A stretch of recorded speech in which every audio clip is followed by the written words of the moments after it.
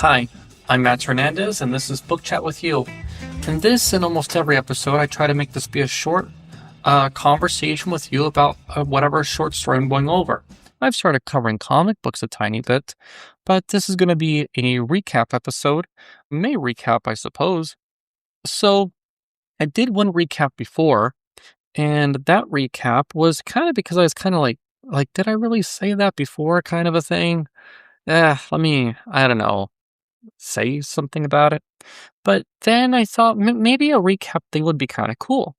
So, well, here goes another one. So, what's it kind of saying? So what are you currently reading? And as I ask, what are you currently reading? It's kind of interesting because, like, I've been seeing a lot online lately about people just like asking questions in a sense just to get audience engagement and like engagement farming. I mean, we've always seen it with making people angry and kind of clickbaity. And I've noticed lately, I don't go on things that just have some kind of open ended question, especially since I started making content, because it's just like, these things should be a back and forth. And I mean, it's so hard to come off authentic because even in my mind right now, I would love to share the story. What was the name again? Oh my goodness. Rocket's Red. I mean, I would love to share that story with some people, and there's a tiny chance I might this weekend. I haven't even told the organizer because I don't know if I could, but if I could, I would love to. I would love to. And I mean, just the discussions about that, to ask them about their mothers and what their relationship is like. I am so tempted, but maybe I should wait. Maybe I should wait until about Thursday to try to, because I'm going to be so busy. So, what did I cover this month? I covered the Moths, and frankly, it might be a story I might just forget. Now, one belief that I'm trying to kind of shove down your guys' throat a bit is that impolite to say that? I hope not. But it's like it doesn't matter which story we read, but we can gather something from it.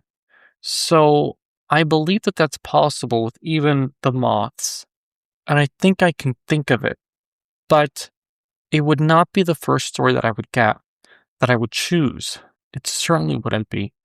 It would certainly be kind of a difficult one. And in my head, I can think of some questions to just ask about people's religiosity, or if they do rituals without thinking of it.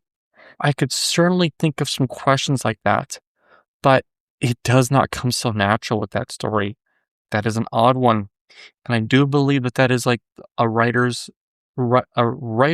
story, a story for writers, kind of a story for those who went through an MFA program and they can see all those little things in there. I'm kind of proud of the fact that I've barely started a master's degree, but I don't sound all academic like. I kind of need to pass my classes though, right? Kind of need to, kind of, maybe, not maybe. I kind of need to. Okay, I really like the story of the Second Coming. I'm liking the writing style. I think there was a phase. I believe it was Stephen Crane, and Ernest Hemingway, who made this kind of journalistic writing style. In fact, there was another one here that came from the same book of San Francisco thrillers that was written by a journalist, and you can see part of that style there. But when policemen are writing books, writing short stories, it's an interesting style as well, and that's what we saw with the Second Coming. And though it had a very plain writing style, it still had quite a bit going there about how something changes us, how we might be, like that loss of innocence moment. And though these might have been two young adults, how witnessing an execution had changed the more vivacious character. Is that the right word? I don't know. Had sort of changed him. I like this story. Love So Fleeting, Love So Fine by Carol Shields. I really enjoyed it because it's like you almost think that this guy would have had some interactions with the women he was obsessing over, but yet it becomes kind of parody. And like for a while, I was thinking maybe there's a reason why nobody reads Carol Shields because, her style lacks a little something. But as I look at it, no, her style doesn't lack something. I mean, some of these things are quite experimental. And it is a shame that she's not brought up much. I don't know how far I might go with some of this literature stuff. I hope that we can talk about books and stuff together. But if I was ever making a program, I would include some of her stories in it. I would include some of her stories in it. But I don't see the foundation under her name emailing me back, even if I tell him, hey, I've covered every single short story in there. So, I mean, come on, I don't know. The girls in their summer dresses. Surely a fun one. And when I shared this on my class, somebody said that she would share it with her classes next semester. Re-looking at the story, there was one particular word in there that I mentioned before. But when I thought about it again, no, I do say more that Michael, he is a polite observer. And it took some more thinking about it, but it was kind of like when he mentions the races of the women he looks at, it does make me think that no, it actually is that fascinating because you look at the publishing date of the story. The original publishing date was like the 1930s, but that YouTube version that we can find with Jeff Bridges that looks like it was recorded on a potato, it came out in the early 80s. But when you look at how much less racial diversity somebody might have seen in the 1930s, it might just be fascinating to just like look at people. I mean, I can live in China forever, and I'm still going to be amazed whenever you go outside and you see women fully covered in like the summertime because they don't want their skin to get tan. And I think it got worse after COVID because since wearing masks was normalized and people just look like ninjas walking outside to make sure that the sun never touches their skin. I don't know. You might be listening to this and you might think I sound a bit insensitive. I'm not trying to sound in any way like that. I shouldn't have to preface everything I say, but if you were here, you might see for yourself. And, even without saying anything critical whatsoever, it is what it is. Cathedral. A few days ago, I had kind of a goodbye dinner with somebody. He had been a dear friend for years, and I did not understand that we had been friends and stuff. And maybe a few times I didn't want to hang out with him, and I've apologized to him before, and I apologized to him again.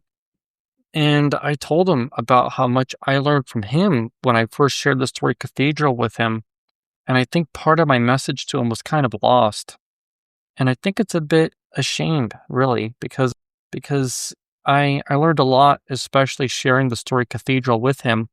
And I think that sometimes, maybe even though this story, Cathedral by Raymond Carver, is inside of every single college textbook that's ever been written since the beginning of the English language, I still think that some people still miss some of what's beautiful about the story. But I'm telling you, wherever you are, wherever you're listening, get on a plane, travel to a faraway country that has no cathedrals and no churches. I mean, there's always going to be some, but you get what I mean. And share this story with somebody. And maybe you're an atheist, maybe you're anti-religious. I don't know, but you will see that some interesting conversations can come from the story. And it is not a religious story. That's not the point of it at all. It isn't. There is an interesting thing here because in the next story I covered by Raymond Carver, they mentioned praying. And maybe I shouldn't get into that too much, but there is an interesting connection with that. But the praying is mentioned within about 6 lines of the story, and that's kind of it. It's kind of interesting. There's something there. There's something there, right? No atheist in foxholes or something like that. So then I covered Amazing Spider-Man 539 Back in Black. It's kind of interesting because I had began to look at comic books as just like silly children's things, and I literally own like 1,000 comics. I kid you not. But after reading this, I read another 2 issues from this arc, and it was a bit hard to follow the whole arc in a sense years ago because if one was reading Amazing Spider-Man, then you might have needed to read the other concurrent series, Spider-Man series, to maybe get the whole story or at least what's going on at the same time in his life. And come on, whoever did that, you made it a little hard for me to follow because I think I only purchased those 2 spectacular Spider-Man comic books years later. And now I just read a synopsis of the 3rd and last issue before One More Day, and they ended that series altogether. And it's like, come on, I read the synopsis and I wish I actually read the issue myself, but I don't know. They didn't make it easy to follow with them having different concurrent series and stuff going on. So, I mean, I can't say how much I enjoyed this issue when I read it and kind of made the review and stuff. But then looking at the next issue, there's a lot going on there. And it is not a children's comic book. But then they still advertise for children's toys, a bed set and all that for toddlers, and all the other toys for children when it is clearly not a children's comic whatsoever. Oh my gosh, it is so little a children's comic. I mean, one might say things to review it that you can't say on these platforms because everything has to be so damn sanitized, which keeps actual literature conversations happening that we all need. And we won't get those literature conversations because we're required to be so damn sanitized. At least if I go and judge or go by what others on this platform say whenever they might go and talk about certain subjects. And it's quite crazy because I believe that we need conversations about literature. I believe that they are essential for us, for our lives, for everything. Okay, the last one for me, at least for my timeline, at least for me being in China time zone and stuff, is Rocket's Red. The story was incredible. And it was and it was more than what I deserved because I've been going for ultra contemporary, modern fiction stories. Yes, they might have some kind of weird kind of fantasy stuff in there. Like is that some of Carol Shield stories? I mean, come on, you're not going to go to a whole town. You're not going to get a whole town of people apologizing to each other all at once. But Red Rockets, being a sci-fi story, it still had a lot to offer. A lot to offer about community, about mother-son relations, and I'd be so thankful if I can try to share the story on Sunday with people, but gosh, I have so much I need to do this weekend and stuff. But the timing on this looks perfect. I somehow get a lot of these to be about 12:30, and I don't know, add a few seconds per intro and outro, so I hope you enjoyed. I'd love to hear what you think. You can look down on the bottom for links to comment or whatever. I don't know. I don't know what platform you may end up commenting on. I've already mentioned all that stuff before, but wherever it might be, I'm thankful to hear it. Have a great day, and whatever you're reading, I'd like to hear about it. Bye.